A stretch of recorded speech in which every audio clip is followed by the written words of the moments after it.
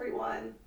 So today I want to talk about change, whether it's internal change where we feel stuck in some area of our life, or maybe you have external change that's sort of going on in your environment and it's really, you're really struggling through it. Change is a constant in life. No matter what we're doing, where we're going, it's always going to be there forever and ever, right? Life is always shifting, always changing.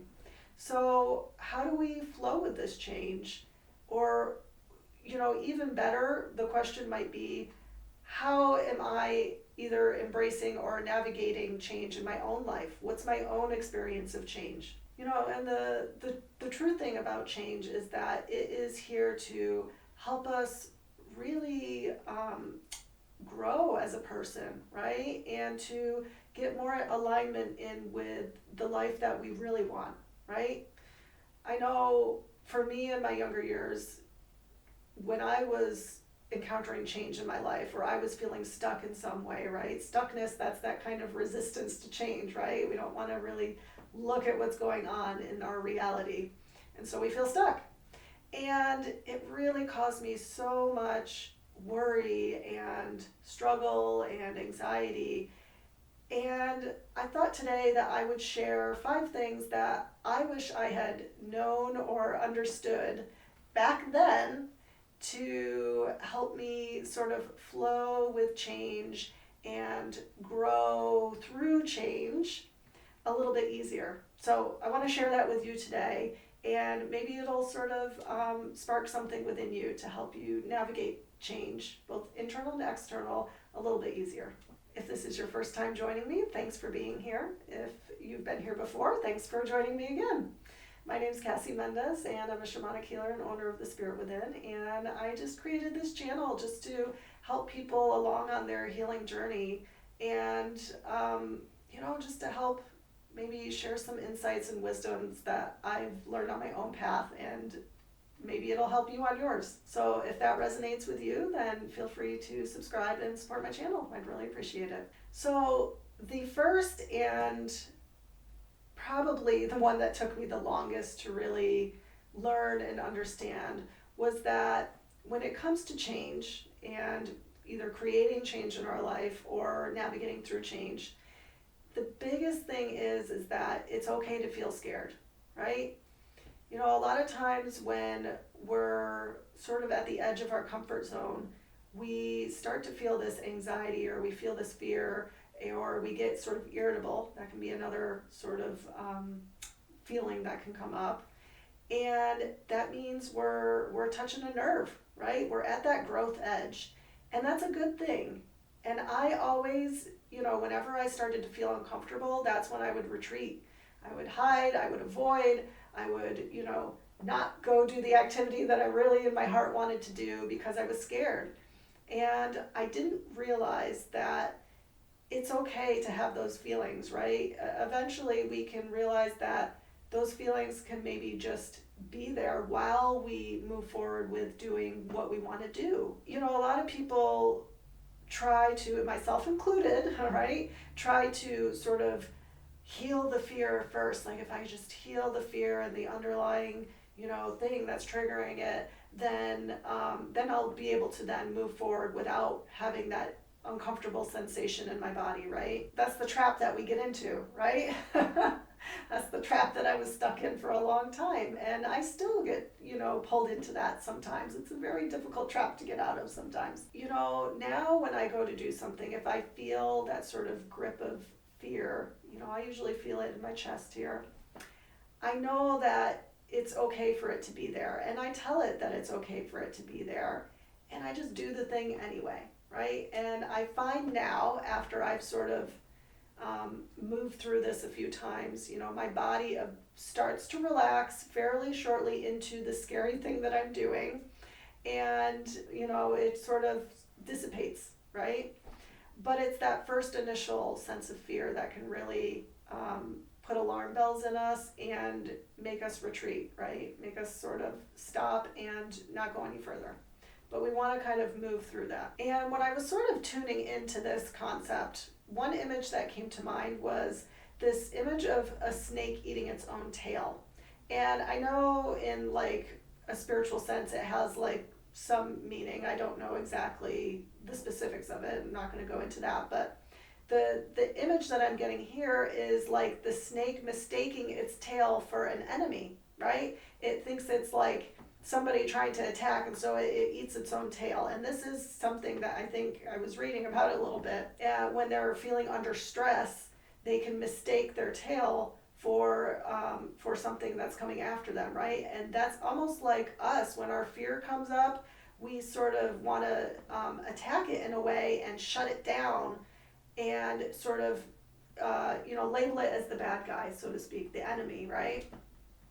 And we want to sort of partner with fear as our friend and give it space, right? This is sort of a part of us that's been stifled down, and we want to hear it out. We want to comfort it and let it know that it's going to be okay, we're safe, and account for our feelings, right? We always have to account for whatever feelings are coming up in our experience. Okay, so number 2, this is, do you find yourself worried about what other people think, right? If you're going to be making a change in your life, well, I don't want to disappoint this person, or I don't know what they're going to think about me if I do this, so I'm just going to stay here, keep doing the same thing. Well, one thing that I realized, thanks to somebody sharing this idea with me, and it made me think, is that people really don't think about you nearly as much as you give them credit for, right? When I think back to times where maybe somebody else did something embarrassing or sort of unusual or anything, right? There's all sorts of people in the world, so we've all seen this time and time again. Well, I don't sit here and spend my days thinking about them, right? If I really try hard to recall these memories, I could probably list a few, but crying out loud, like, I haven't thought about that in, a number of years. And the same is probably true for us, right? If we make a mistake, like maybe that's a fear of ours that we're going to make a mistake or people are going to hate us forever, right? And it's just really not the case most of the time. And I find this can be especially true for, people such as myself who are very sensitive to other people's feelings, or sort of in tune with other people's feelings and what's sort of the dynamic of the room, right? And it's almost like we begin to sort of persecute ourselves in this way. It's like building a cage of our own making, right? And this cage is built of our own thoughts of what other people are thinking, right? These aren't even other people's thoughts. We have to take ownership of what we're creating within our minds, right? And this is one of those where we take on other people's supposed thoughts.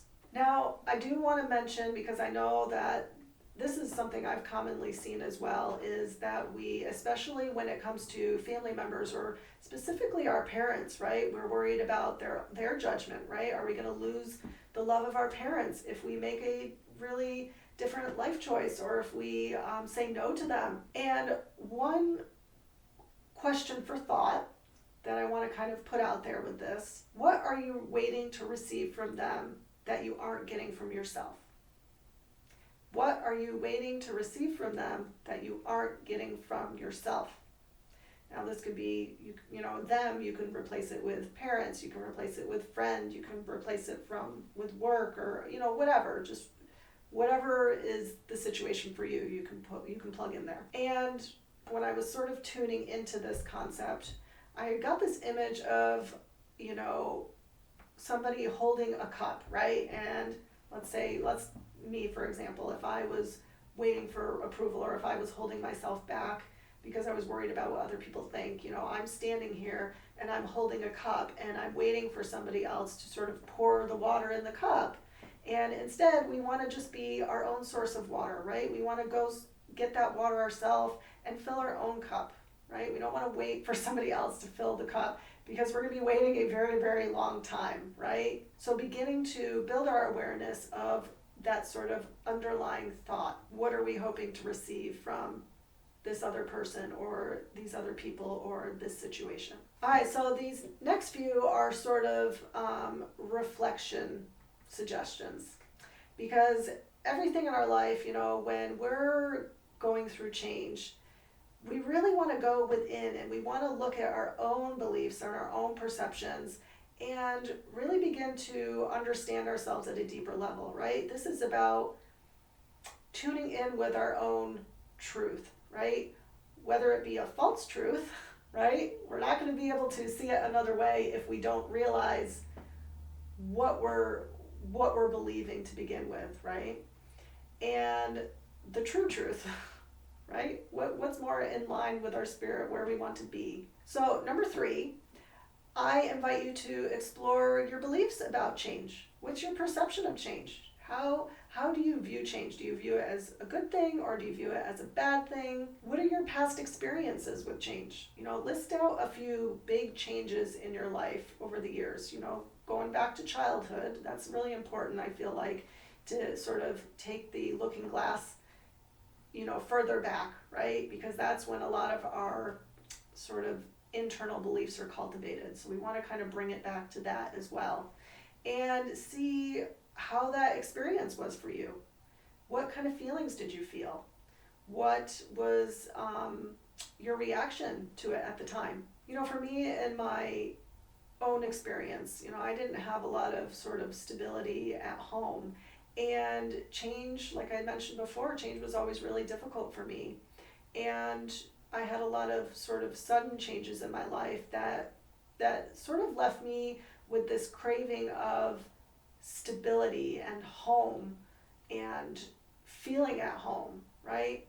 And it reflected in the way I sort of went through my work life, right? In a sense that I didn't really change jobs very often. I was an oncology nurse for 18 years, and in that whole 18 years as being an oncology nurse, I only had 3 different jobs. One of them was because we moved to a different state, so I really had to change jobs. And the second one was it was probably the first time that I really made the decision to take myself out of a job that was really feeling like a struggle for me at the time. It was, a really busy unit, and I just felt like I needed a change.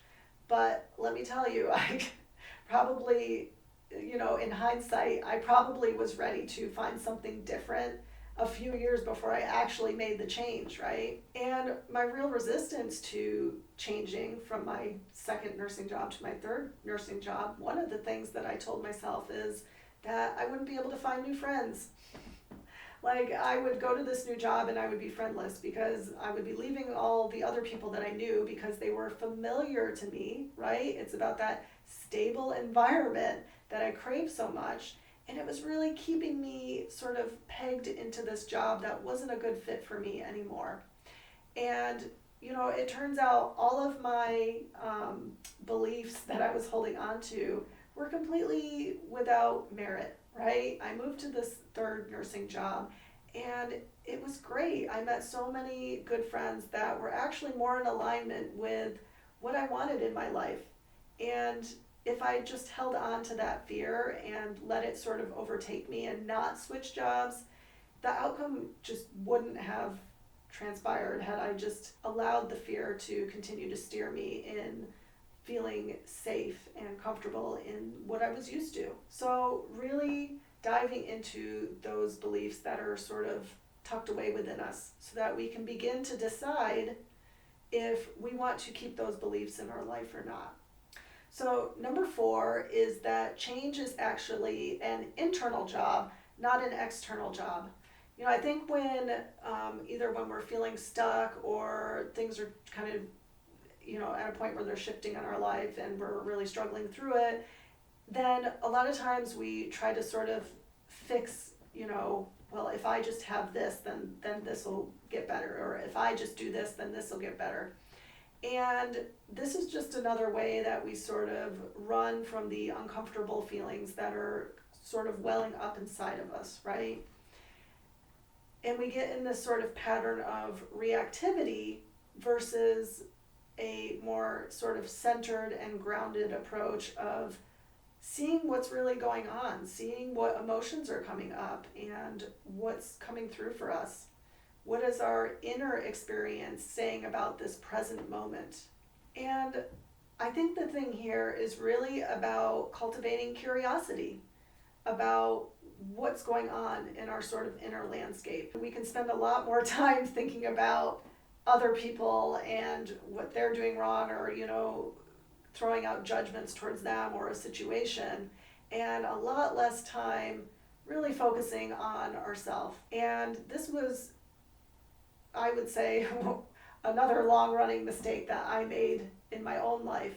I always was trying to find ways to, like I mentioned with the job, I was just always trying to find ways to sort of get out of discomfort by just fixing something outside of me. And so it's really our external environment and circumstances that's actually giving feedback to our inner circumstances, right? It's asking us to sort of look inside and see what's going on in there. And for some reason, the word expectation is wanting to come through on this one, because we might have certain expectations that we put on situations or people or circumstances, and sort of beginning to question what our expectation is of things is a way, it's sort of that sort of opening of the door into our awareness, which is where we want to be heading, right?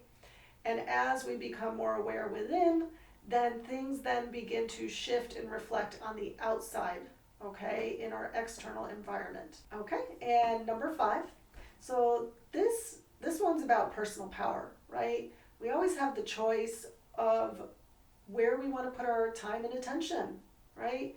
A lot of times when we're sort of in a state of fight or flight, or reactivity, if you want to call it, especially when we're going through something or something changes in our life, then we sort of feel pulled in different directions, right? Or our mind, our thoughts feel pulled in different directions, okay?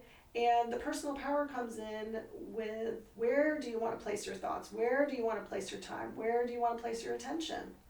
Are you a glass half empty kind of person, or are you a glass half full kind of person?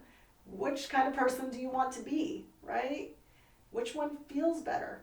If we don't start to become aware of how our thoughts and actions are making us feel, what we're feeling on the inside, then we're going to keep doing the same things. We're going to keep having the same repeated patterns in our life, and we're going to keep making the same choices, which means that we're still going to continue to feel stuck in our life.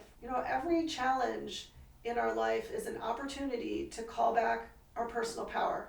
And that's really where we begin to grow and heal and create the life that we want to create, right? We don't want to be stuck in the same rut for forever. And this is kind of how we begin to get out of it. So, if you have a lot of emotions coming up, then pay attention, right? And just try to get to know them. See where they're coming from. Be curious. These emotions are really your soul speaking to you. And if we set the intention to begin to listen, right? Listening with our heart, then we can really create phenomenal changes in our life. So don't be afraid to go within, because that's how we change our life, right? From the inside out. If you find yourself struggling on your path right now and you want some one-to-one guidance or support, I do offer personal healing sessions, and you can find all that information on my website, thespiritwithin.com, and I'll put the link in the description below. So I just want to say thank you again for joining me today. And yeah, if there's ever any topics that you want me to discuss in the future, feel free to pop it in the comments, or you're welcome to send me an email as well. I'd love to hear from you. So I hope you all take care, and I wish you well on your healing path. And yeah, till we see each other again. Bye, guys.